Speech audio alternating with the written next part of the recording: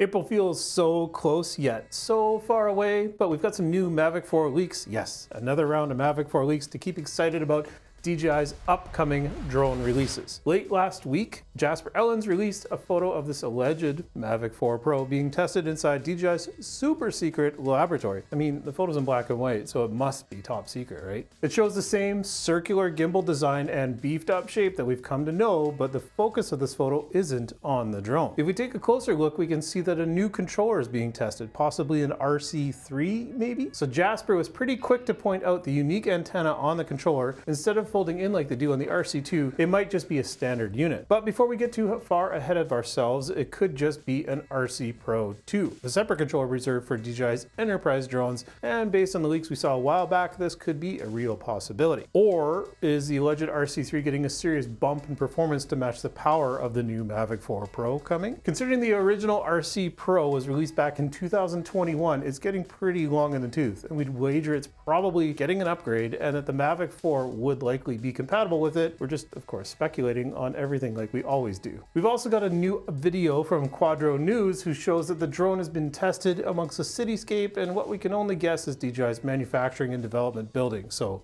in Shenzhen, China. One thing also worth pointing out is the fact that it looks like it uses the same style of landing feet that the Mini 4 Pro used when the legs are at the front. Closer towards April, we'll have a full roundup of all the leaks we've seen so far for this drone, so stay tuned for that.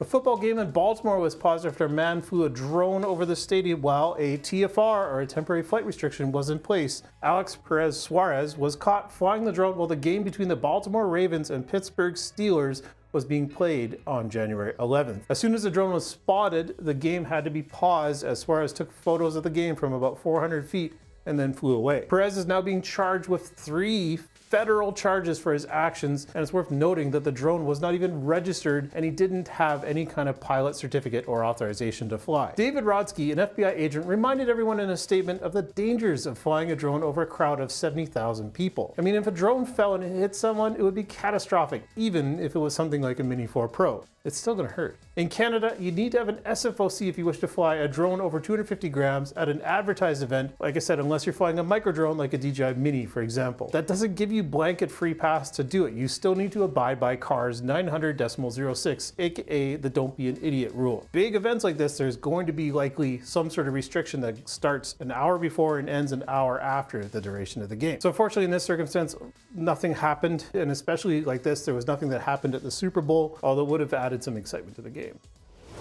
New leaks have also surfaced from Quadro News on X regarding the Osmo Mobile 7. And by the sounds of it, the launch is coming up pretty quick here. Late last week, new photo surfaced of what the box looks like for this new smartphone gimbal, and this time they look real, like legitimate, unlike the photos we saw last week of the potential Osmo Action 6. Deniers, Osmo deniers, that's what we are. The box art confirms a lot of the features Quadro News had leaked on the previous weeks about the telescopic extending handle and some sort of face detection module and potentially up to 10 hours of battery life. So that's not bad for a smartphone gimbal. Like, this thing's meant to be ultra portable and compact. It'll stick with the same compact design we've all come to love with the mobile series, but this time it's even slimmer, featuring an integrated tripod. There'll be a standard and a pro version that'll be available at launch, likely at different price points with differentiating features, which will be a first for the mobile series. As for a release date, Reddit user your_uncle_mo has got a bit of info on that. The user states that upon arriving at the store to pick up a camera accessory, he was informed that his order had been canceled and that the retailer would be sending him an Osmo Mobile 7 Pro instead.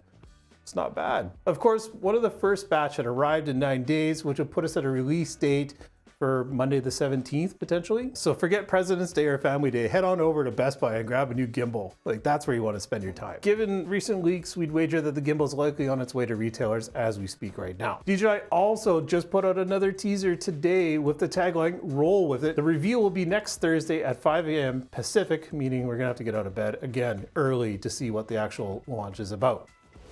Peyka, not the Pokemon, but the drone company, has received FAA authorization for their Pelican 2 for commercial operation in the USA. And what is it exactly? Well, apparently it looks a lot like the drones that we've been seeing in New Jersey. It's an unmanned, autonomous spray drone designed to work in agricultural situations where spraying crops will have some sort of challenges for larger or smaller aircraft. This new version is the successor to the original launch of the Pelican, not Halo, back in 2021, and it comes with a lot of cool features. For starters, it's got a 4-motor electric propulsion system, a 300-liter payload capacity, which is a ton more than the DJI Agras T50 or even the T100. It also has 5 hot swappable lithium-ion batteries, and it doesn't need to be cooled down after use, so it can be fast recharged. And of course, because it's electric, it's quiet, and it's going to be green. Get it? It comes equipped with advanced LiDAR and radar systems for fully autonomous day and night spraying, which is a pretty nice feature to have since spray operations can take quite a long time to complete a mission. And all that, it's at a very affordable price tag of just $550,000 US. That is still like half the cost of a helicopter, just to be clear here. We're curious to see what the future of spray drones will look like, especially given the addition of the Part 108 certification coming to the US later this year. If you want to learn more about the drones for agriculture, we've got a whole podcast that we talk about this. It dives deep into what you need to know and how you can get started in using spray drones. Check it out here.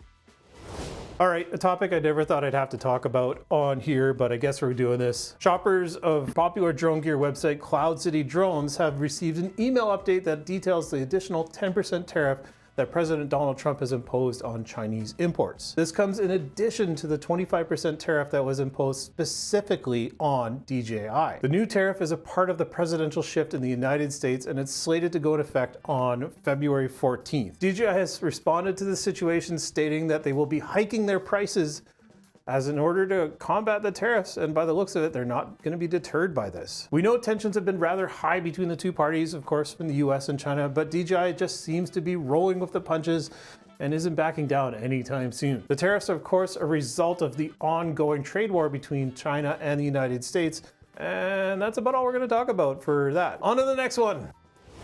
We've got new information about a spooky incident where a British airplane narrowly collided with a UFO.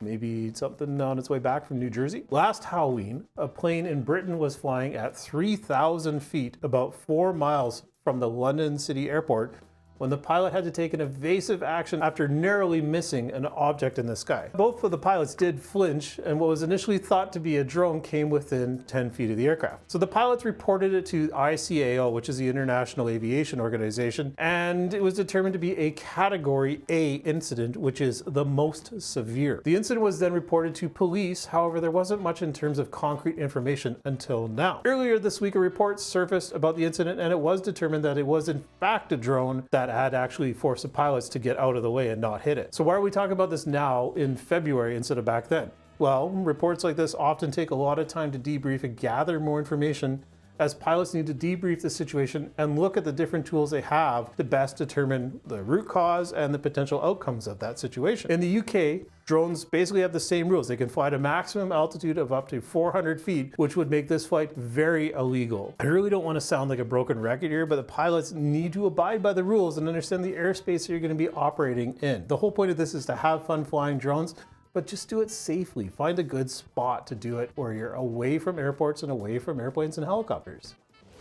Students of the Prairie Rose Public School in Alberta are spending time learning about the different use cases for drones within our society. The program, now entering its 4th year, began through a partnership with the Medicine Hat College and the Dave Rose Deba South Alberta Flight Academy, and introduce students to the different applications drones have in the workplace. It's since expanded its scope, adding in videography, agricultural automation, as well as a racing drone module into the curriculum. I mean, that's pretty cool. What 15-year-old wouldn't want to learn about FPV? It's worth noting, though, that in Canada, you must be at least 14 years old to hold your basic certificate and at least 16 years old to obtain your advanced. Cal Koch, the program manager, says that kids are often looking at drones as just toys and wants to educate them on the practicality of it. And it's challenging, of course, to navigate the technical side of things due to the sheer variety of options that are out there in the market. So even if you're not in the drone industry, flying has quickly become a useful and important skill to have. Just think about all the value drones bring across a wide range of applications. From agriculture to first responders to photography and video, the possibilities are pretty much endless at this point. So it's super cool to see kids getting their hands on drones, and we're excited to see where the program goes. So best of luck to you.